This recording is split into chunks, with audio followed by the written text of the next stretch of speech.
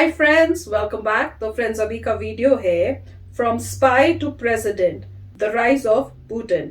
तो चलो friends, video शुरू करते हैं और पता करते हैं इनकी लाइफ स्पाई से बन गए प्रेसिडेंट कैसे हुआ। तो वीडियो शुरू करते हैं, पर वीडियो शुरू करने से पहले अगर आप चैनल पर नए हो और आपने अभी तक सब्सक्राइब नहीं किया तो जल्दी से पहले सब्सक्राइब के बटन और बेल आइकन को क्लिक कर लो ताकि आपको हमारे सारे न्यू वीडियोस के नोटिफिकेशन मिल जाए जैसे हम अपलोड करें। अगर आपको वीडियो पसंद आता है प्लीज लाइक एंड शेयर। और हमारा दूसरा चैनल, ट्विटर, इंस्टाग्राम अकाउंट सबके डिटेल्स है डिस्क्रिप्शन बॉक्स में, उनको भी सब्सक्राइब और फॉलो कर लेना। चलिए शुरू करते हैं। Vladimir Putin has been ruling Russia since 1999. In that time, he shaped the country into an authoritarian and militaristic society. He successfully invaded two of Russia's neighbors and strengthened ties with Syria and Iran. He's intent on pushing back against the Western world order, and it appears to be working. Vladimir Putin, 17 years of the most powerful man in the world. To understand how one man could have such a powerful influence on this country, you need to go back to the chaos and corruption that gripped Russia after the fall of the Soviet Union. When the Berlin Wall fell, a 40-year-old Putin was working as an undercover spy in East Germany for the Soviet security agency, the KGB. The Soviet Union dissolved into 15 new countries, including the new Russian Federation. In Putin's eyes, Russia had just lost 2 million square miles of territory. He later called this a major geopolitical disaster of the century, lamenting that tens of millions of his co-patriots found himself outside Russian territory. The new government had to sell off nearly 45,000 public businesses, like energy, mining, and communication companies that had been run by the communist regime, and it was chaos. The Russian economy was in a free fall, and all of these companies ended up in the hands of a few extremely wealthy men, known today as Russia's oligarchs. At the same time, the new Russian state was having a hard time establishing itself. Russia's first president, Boris Yeltsin, was wildly unpopular for cooperating with the West. And to make matters worse, he was an alcoholic, and many Russians thought he was an embarrassment. In order to stay in power, he leaned on the support of these oligarchs, surrendering an immense amount of political power to them. This graph shows how inequality actually worsened after the fall of the Soviet Union. This is where Vladimir Putin enters politics.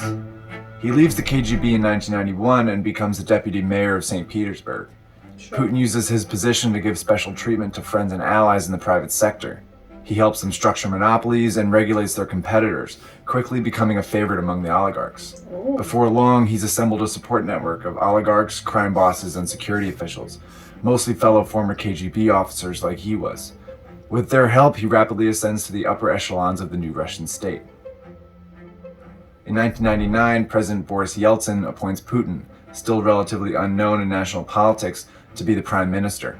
A fierce nationalist, Putin feared Yeltsin was letting the US dominate Russia and that NATO, the alliance that worked for decades to contain Soviet influence, would expand into the new liberated countries and surround Russia.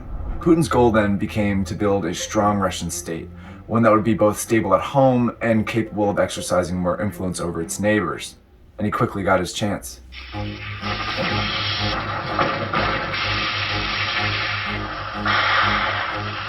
During the post-Soviet chaos, there was escalating violence in Chechnya, a region that had informally seceded from Russia in the mid-90s.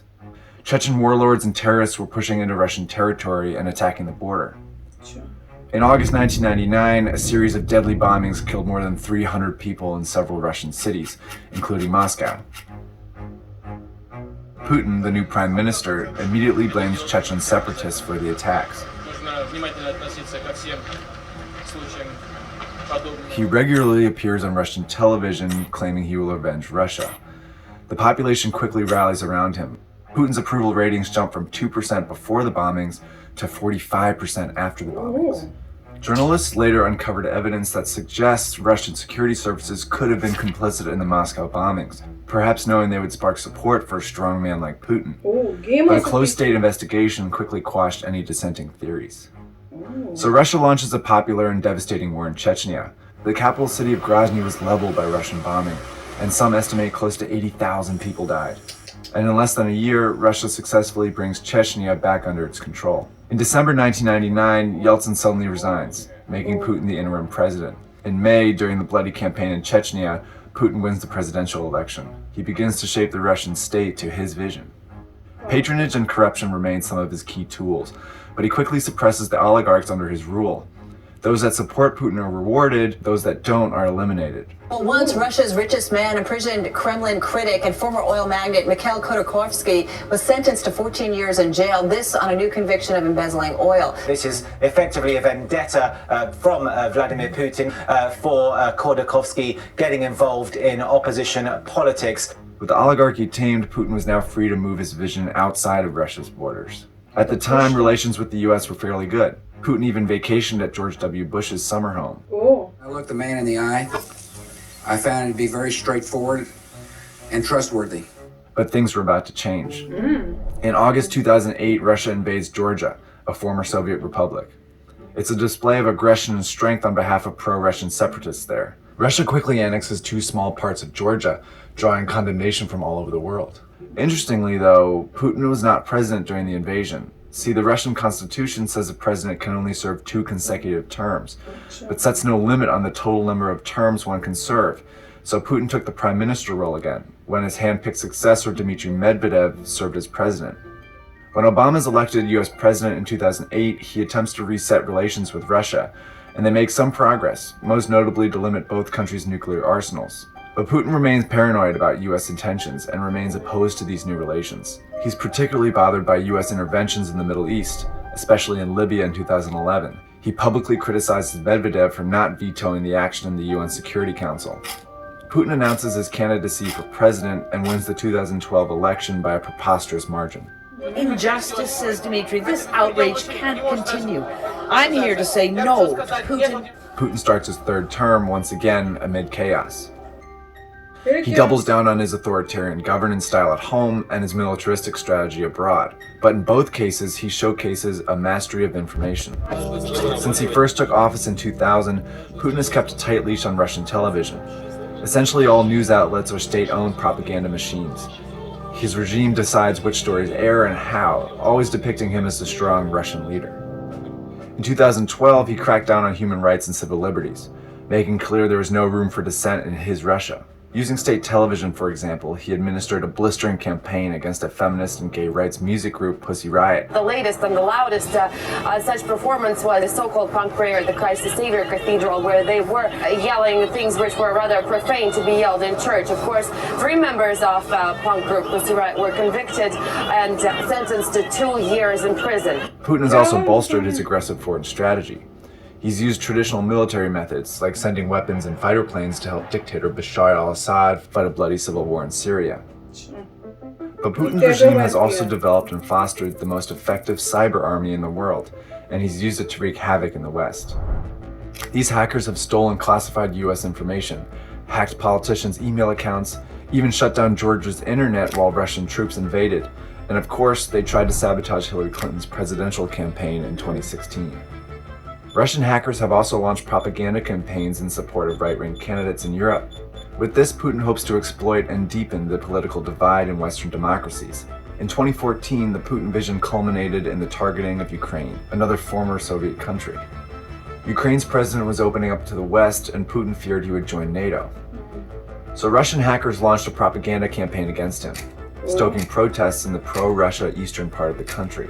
He then sent in disguised Russian troops, and before long, violence erupts.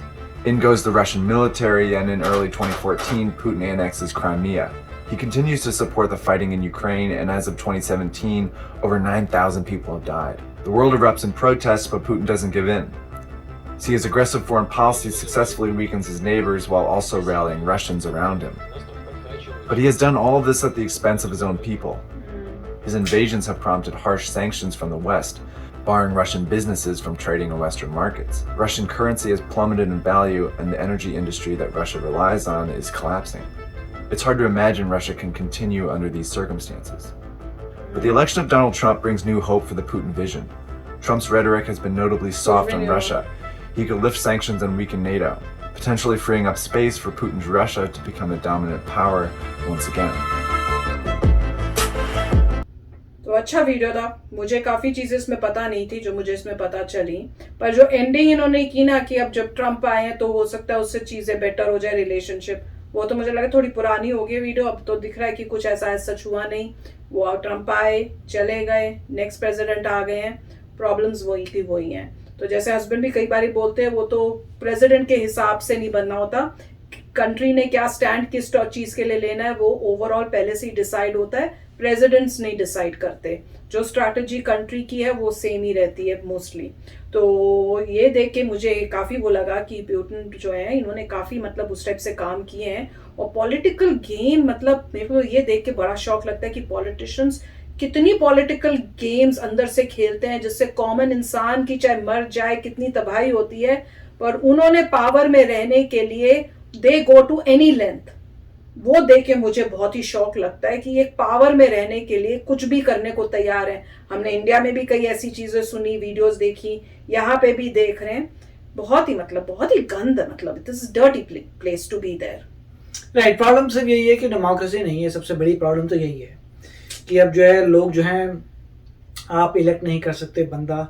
अब जो बन गए हैं mister Putin, वो और किसी को आने नहीं देते। एक और भाई साहब जो उनके अगेंस्ट खड़े हो रहे थे, उनको मेरे ख्याल से पॉइजन करा दिया था, फिर वो चले गए थे, फिर वापस आए थे, जेल कर दिया। तो मतलब एक बंदा जो खड़ा हुआ था उसको भी बड़ी तकलीफें दी। उसके बाद लॉज चेंज कर दिए कि लिखा है कि मेरे ख्याल से अभी वो 15-20 साल तक और बने रह सकते हैं अपनी पोजीशन पे। उसके बाद जब वो खत्म होगा, जब वो मतलब ओल्ड वगैरह हो जाएंगे, तब कह रहे हैं वही प्रोसेस शुरू हो जाएगा कि एक टर्म के लिए बंदे आ सकते हैं उसके बाद।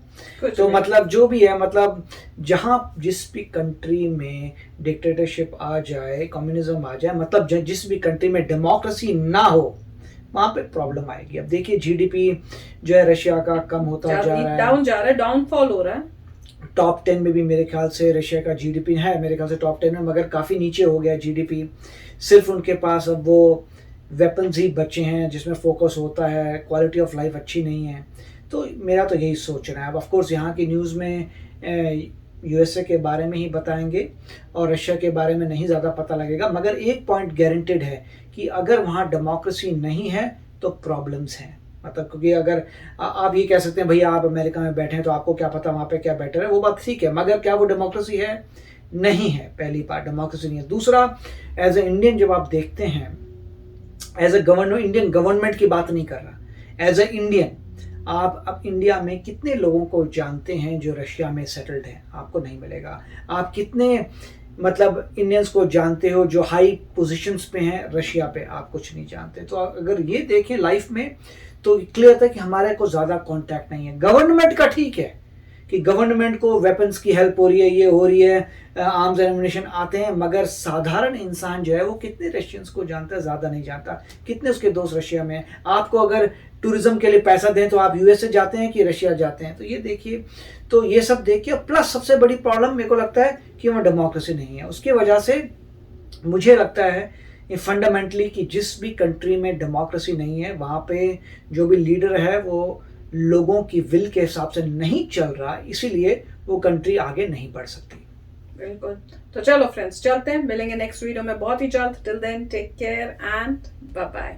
तो अगर आप मेरे इस चैनल पे नए हो तो जल्दी से सब्सक्राइब के बटन को हिट करो और बेल आइकन को क्लिक करो ताकि आपको मेरा जब नया वीडियो मैं लगाऊं आपको उसके बारे में जल्दी से पता चल जाए।